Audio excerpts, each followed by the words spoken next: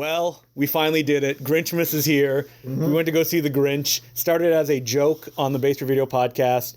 And so I'm here today with Mark Hanson and special guest, Mike Wood. Hello, yes, it's the 25th anniversary Of The Grinch. Technically, isn't The Grinch the Scott Mosier recent one? And this is technically Dr. Seuss's How the Grinch Stole Christmas. Oh, is that what it's called? Yes, it's actually called Dr. Seuss's How the Grinch Stole Christmas. That is the official title. Wow. I mean, spoiler alert, Jim Carrey's The Grinch says it in this movie, and it may be the biggest laugh of the entire experience. Now, Well, because you applauded. I applauded. And then that got the biggest laugh. And I did the snap snap. yeah. And that was a very exciting title drop. I didn't remember. Even Yeah, I though forgot they did I that. last saw this movie just 51 weeks ago. 51. That's how Mike measures all the movie watching in weeks. Yeah. Now, I wanted to see this, not because I like this movie, but because Mark admitted, Mark Hanson of the Base Revue podcast, that he had not seen it since it was theatrically released. Yep, that's true. I, like a lot of millennial children who grew up on The Grinch and Jim Carrey, enthusiastically rolled out with our whole family opening weekend in December of 2000. We to did go the see same. this. Yeah. Yeah, me too. Definitely opening weekend. Yeah. Almost everyone did. Well, it was like at the time. That was a love- huge hit. Loved The Grinch. Yeah. Loved Jim Carrey. Like, what could go wrong? This was like the best possible movie. I think we also, at the time, only had like one big Christmas movie a year. And I don't mean we, my family. I mean we as a society. Okay, so we had Home Alone, Home Alone 2, The Santa Claus. Yeah. Those were the big ones, I feel. Jack Frost. Oh, Jack Frost was 98. I was a little old for Jack Frost, I I rolled feel. out with my family to go see Jack Frost. Really? You were like Keaton pilled? You were like, oh, I gotta see the blues man on. It made us all tear up a little bit. No, it did not. It did. You're like, oh, George Clooney died and he turned into a snowman. I do prefer Jack Frost over Dr. Seuss's How the Grinch Stole Christmas. You must agree. When I screened Jack Frost a few years ago, Oh, I was there. you were there. I was there. You were there too. My parents came out for it. It was just a one time that they wanted to be proud of you. They're like, son. Afterwards, my mom said, "Wow, that's really an emotional film still." It really got her choked up. Wait, was it Snowman or No Man or something more like that? No, I can't even remember. Yeah. So I come to the Jim Carrey Grinch because I want to see it with a crowd who will appreciate it. Yeah, because apparently this movie is liked nowadays. Yeah. I always was under the impression that it was nobody not like liked it. this. Yeah, Like yeah. it got bad reviews. It did make a lot of money, but A I mean, lot of money, yeah. Everybody. That doesn't mean it's good. Yeah, I'd never looked into the the opinion today, but apparently this is a beloved Christmas classic. That's what I'm of hearing. the modern era. That is what I'm hearing. Yeah. Which is wild to me. Yeah. But like most people, probably a little bit younger than me and Mark, because we were maybe a little too old to really come under the Grinch's spell. But like they have genuine affection for it. Yep. And what's wild about the movie is how terrible it is. So I had seen this for No Such Thing as a Bad Movie, hated it then, was so... watched it already. Well, this was a long time. This was a couple years ago. And what's funny is someone once described that episode as, it sounds like all of you got into a fight before you started recording.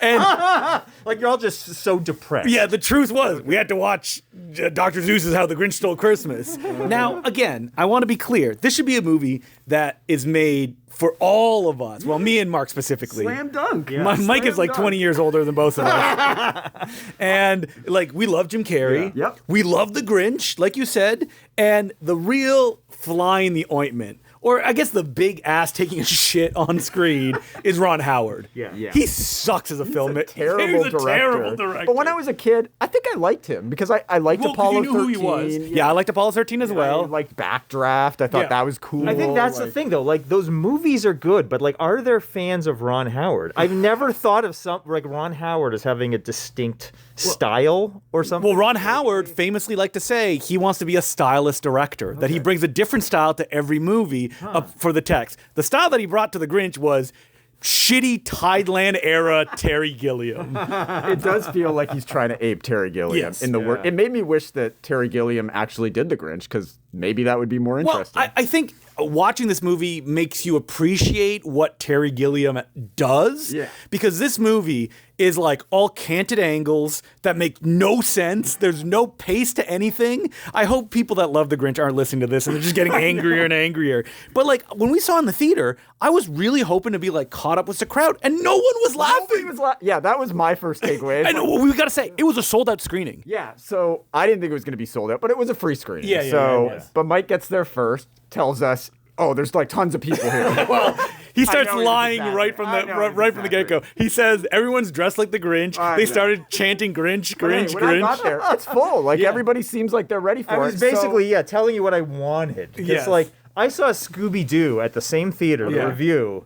I'm talking about the 2000. The James Gunn one, James yeah. Gunn. But it was like that. Like people were going nuts and like quoting along and like cracking up as if this was like the biggest movie of all There time. were no quoting in this movie. And I kind of thought there'd be that for the Grinch Yeah. tonight. Yeah, I was surprised at how muted the audience response was. No, very few laughs. There were some pockets of There was like people two laughing. people laughing. There was one guy in the front having a great time. There was though. like one guy. It was so packed that I could not imagine sitting in the front row at that cinema. And the screen is high, watching Jim Carrey's Grinch. Was he just like screaming, and that's what we were hearing? He was just overwhelmed by Jim Carrey's performance. overwhelmed by the experience. Yes. Jim Carrey in this movie is unleashed.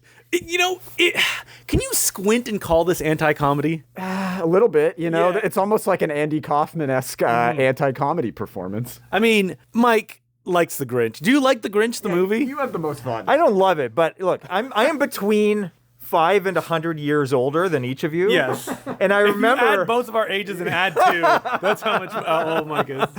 I remember seeing this, opening weekend with my family. And So we did you have all- Jim Carrey fever? Because you're Yes, older than us. Absolutely. Okay. Like, The Man of the Moon was the Christmas before this. Yes. You know, Mark a movie and we I- all love. Mark and I love it. One of the best movies ever made. I freaking love my Milos I Forman's love Man of the it. Moon. Yeah. Yeah, he's on my side. Yeah. And I even love a lot of it, like Jim Carrey that came after this. Like I'm a big defender of the number 23, but something about this one. I said with That's a whole other podcast. I said with a completely straight face. Yeah. But I remember sitting there thinking like, and I'm talking about like opening weekend, thinking like, I want to be having more fun. Yes. Why am I not having more fun? Well- And we were all just kind of flatlined. And that reaction tonight that you described is what it felt like opening weekend at the Eglinton Theatre in Toronto. At Yeah. the time, Toronto's biggest theater. It still exists. It's just a wedding venue now, unfortunately. But like, no one was really that into it. It just felt like we're seeing this because the marketing was one of the most expensive campaigns of all time at the time. There's that famous clip, if you've seen Jim Carrey in The Tonight Show apologizing like to the camera. He's like, I am so sorry for the barrage of advertisement and product placement you are all about to witness over the next 4 weeks. And But even Which with is really funny with the whole like anti-consumerism yes. message Yes. they go for, which is really, which I mean, it's a problem in most mainstream movies, but when it's just a corporate product made to like make more corporate. So I was watching the movie, and to save my own sanity, at one point I started thinking, could I edit this down to like 45 minutes and make it work like the short? And at a certain point, I'm like, I can't. Like, there's just nothing here. Yeah. And there's too much Jim Carrey mugging. I know. It's like just, they want him. It's like he's almost doing some of his classic lines, but not quite. At There's one a point, he's few, like, somebody stop me. Yeah. And it's like, oh, okay, it's not quite there. and that was the whole thing, right? They the studio wanted Jim Carrey, but Ron Howard and the producers and Dr. Seuss's widow wanted Grinch, right? So it's like they had to sort of marry those two things. So one of the big issues with the film is that there is no reality to it. So the Grinch has nothing to play off of because everyone looks like a freak. They have no world that is grounded in anything. Like at one point you see a letter that's been written and just the pencil is crooked. I was like, is this the best you guys got? Like this sucks. Like the original story is just a simple allegory, Yes. right? About the meaning of Christmas. And they just, and it's the same problem I had when I first saw it at 13. They overcomplicate it Yes. so much where it's like the original story is just like what, the last half hour of the movie? Yeah, it's like a guy, he's on a hill, and that he hates Christmas because it's loud and it annoys him, so he wants to destroy it. And this one, even the overcomplications, like his backstory of being a baby, he's evil when he's born, which is a problem because it's like he should hate Christmas. Maybe he loved Christmas and the way people treated him, then he hated it. Yeah. And I remember the first time I saw it, forgetting once, like, okay, because there's about an hour of build-up, maybe it's even 70 minutes until he realizes I should steal their presents. Yes. So the crux of the original animated short, the first time I saw this movie, I forgot that they were even getting to that. And I forgot that again seeing it tonight. Like when he finally realizes, I'll go into town and steal everything, I was like, oh, right, that's the whole original But then short. you're just like watching something you've already we've already seen done that. better, and it's like you just spun your wheels for an hour. And to nothing get is there. added. Like the Grinch keeps going back to the town. He keeps going, Yeah. even though the beginning of the movie seems to indicate that they don't believe he's real. Yeah. And also, it like the Who's are way different, right? Yeah. Like the Who's are like way more callous and selfish. They're not capitalists in the Dr. Zeus book or store He thinks that's what they're about, but that's not what they're about. and that's right? the issue at the end of the movie is that like this is not earned because of what everything we've seen up until that Like, point. honestly, I whispered to Justin midway through. I'm like, I'm on the Grinch's side here. Like the Grinch has a point with like fuck the Who's. Yeah, man. after the first celebratory scene where he's the Praedmeister, whatever they call the him. Cheermeister. Yes, that first speech he gives them about the materialism, like he's completely right. Right, about everything. And I'm never on Whoville's side. I'm never even particularly on Cindy Lou Who's side. Oh, she sucks too. yeah. Like, I mean, But in the original, it's not really about being on anybody's side. Right. It's No, just like you're following an anti-hero who's the Grinch, Yeah. and it's a Scrooge. It's a classic Scrooge setup, but like in a different kind of. why does he live in a giant pile of garbage? Like, it is. It's an interesting idea, though, that the idea that he gets all the thrown out presents, right? And then he does other stuff with it. Yes, But that's which is a never good capitalized on. anti-consumerist kind of message, but they never capitalize. you know what I find funny that I just thought of right now? This movie front loads itself with a needless prequel, but I don't say we actually need this. I say in air quotes, we air quote need a prequel to the prequel because again, how does he exist? It doesn't matter. How does it matter? Like, I don't actually care, but it's like Oh, well, Mike, it was all explained during the multiple times that Mike fell asleep during the movie. I was just resting my eyes. So it was literally like I was with my dad. I leaned over and Mike was like, This movie, though, like just jumps right in. Like I remember looking at my watch, like, and it was 15 minutes in, and they've thrown so much at you. but and it's like, so boring. I've been so boring. You don't care about It's any both of it. fast-paced and the slowest movie I've it's seen like in really a long time. disorienting, but It's- not in any kind of pleasant. I would say, a complete aside, one bit of like world building I had never noticed before is that one line about Cindy Lou Who about how her nose hasn't even come in yet. that's dubbed in over. Yeah. And I'm like, wait a minute, is that something that like happens in puberty where their human-like faces grow outwards into the rat face? I did my research before doing this, and there was a Vulture oral history of the Grinch that was published recently. Interviews with Jim Carrey, Ron Howard, Brian Grazer. Rick Baker? Rick Baker, Taylor Momsen, who plays Cindy Lou Who, and the reason that is because they couldn't put the nose on her because she was too young and she couldn't breathe, so they made a justification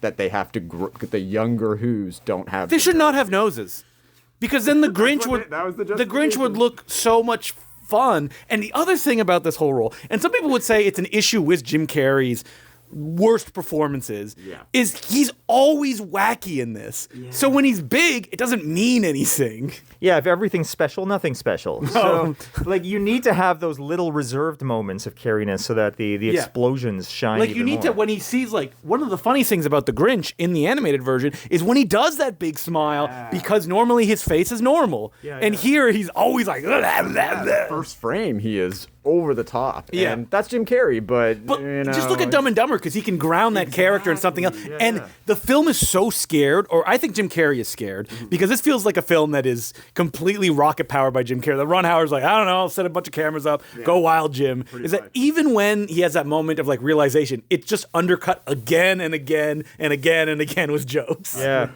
I looked up a funny stat today that the person who did the makeup for Jim Carrey on this, legendary makeup artist, I can't remember their name, was Oscar nominated for, not for this, but for the Adam Sandler movie Click and the Eddie Murphy movie Norbit. Brian Wilson's favorite film.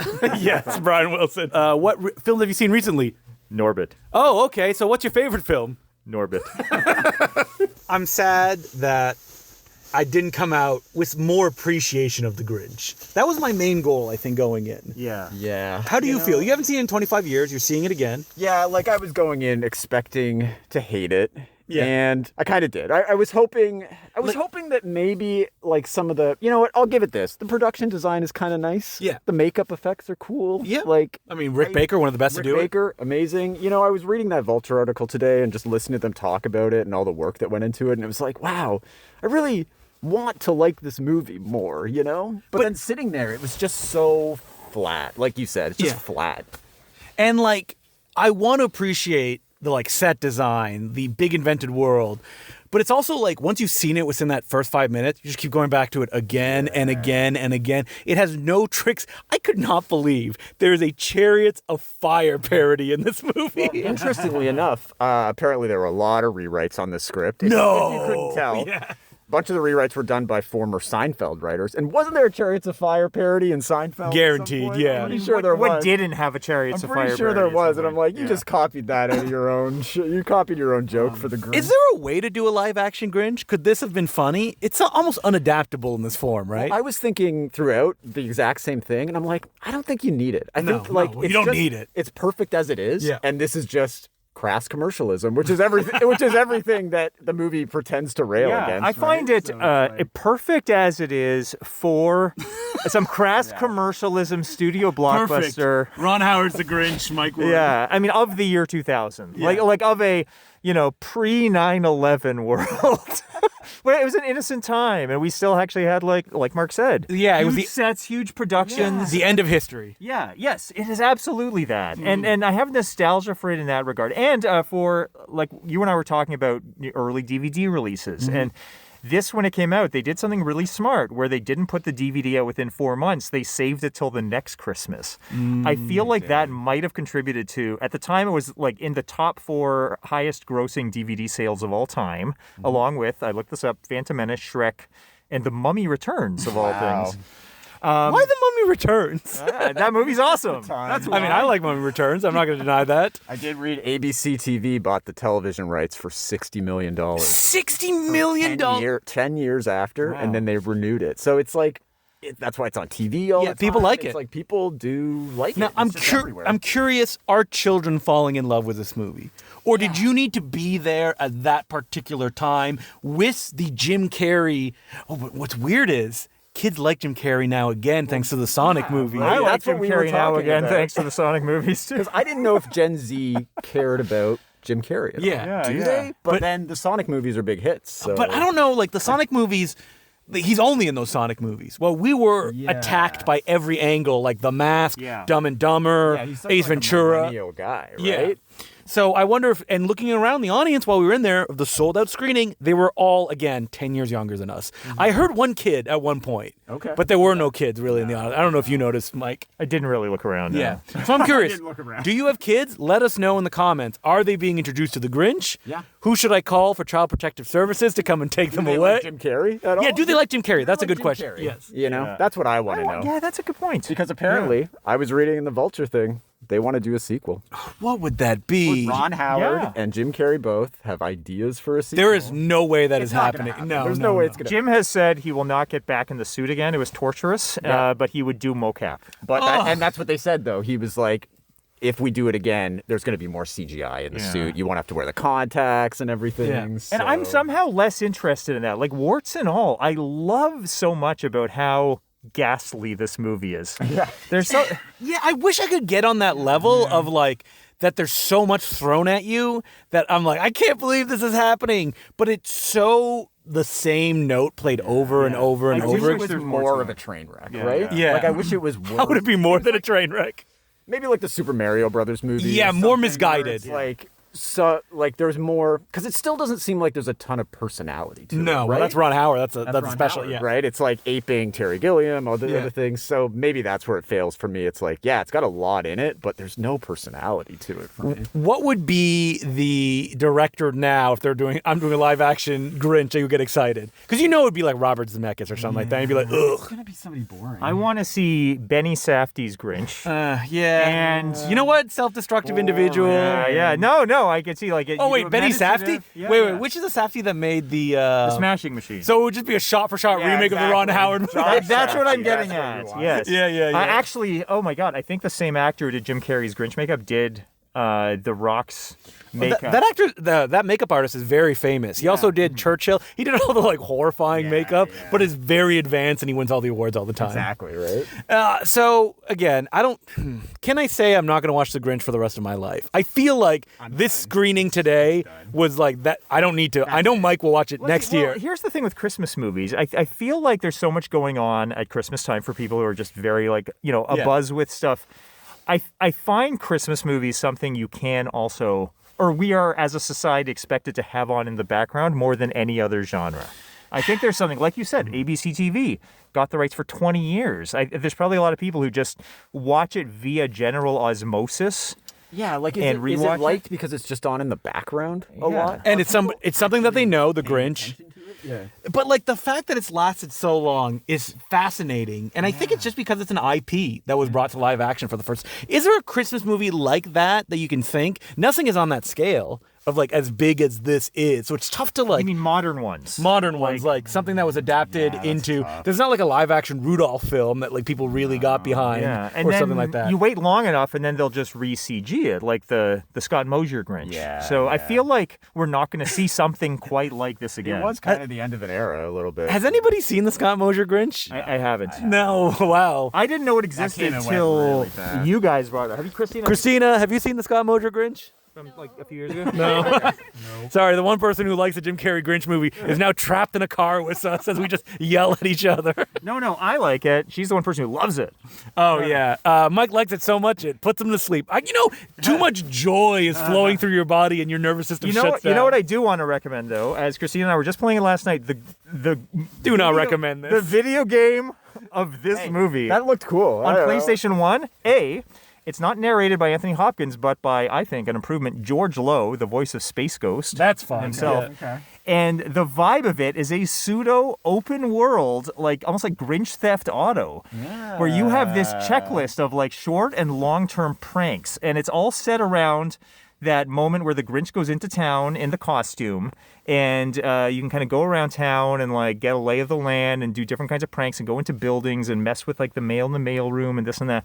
It's actually kind of fun. No one likes this game, just to be clear. I looked it up and I was like, oh, is this a gem that people like? You know what I want to recommend, which was very lambasted upon its release, and me and Mark have talked about it before, the slasher film The Mean One, starring the Grinch. Is okay. But I like it more than this. Yeah, it's better than this. I'll say it's better than this. The Grinch slasher gets killed by his heart growing 3 times too big, and it explodes out of his chest. Oh, well, now I don't have to see it. Thanks a lot. No, there's a lot of good jokes in this as well. I want to see it. David Howard Thornton is the Grinch? The guy, the Terrifier guy. Yeah. It's very cheap. They thought they had a Terrifier in them. They released it theatrically, I think, pretty wide. So, yeah. But no, it's kind of fallen through the cracks. And I remember we watched it for a blind buy in Bay Street, and I thought it was pretty good. Better than the Terrifier movies, I'll say that. Oh, yeah, controversial opinion. I don't like them very much either. How about you, Mike? I could give or take. I like the character of art more than I like the film. Are we like fuddy-duddy old men here? We're like, we don't like the Grinch, we don't like the Terrifier film. All the stuff, we're all the Grinch. We are the Grinch. Yeah, maybe it's our problem. Not you, Christina, don't worry. Yeah. It feels like we like kidnapped somebody. And she's like, why do you like the Grinch? Why do you like the Grinch? Tell me how you like. I want my heart to grow 3 times bigger. Anyway, I'd like to thank everybody here for joining me for this. Merry Christmas, one and all. Merry Grinchmas is what I want to say. I loved revisiting my first disappointment as a moviegoer. Can we, next year, hopefully the Revue Cinema, thank you for putting this on, we'll be putting on the Scott Mosier Grinch. We can go see it for the first time. Sure. Well, I mean, we'll have to. If they're going to do this, we have to go see it. Yeah, and maybe we'll come out. No one has liked the Scott Mosier Grinch, so I think people liked it more than this, right? No, absolutely not. Not monetarily. No, and that's the reason for the season. Yeah. All right, that's good. Sorry, was there a bag down here, by the way? Let me find seatbelts. Thank you for letting us torture you, Christina. Yeah, I appreciate it.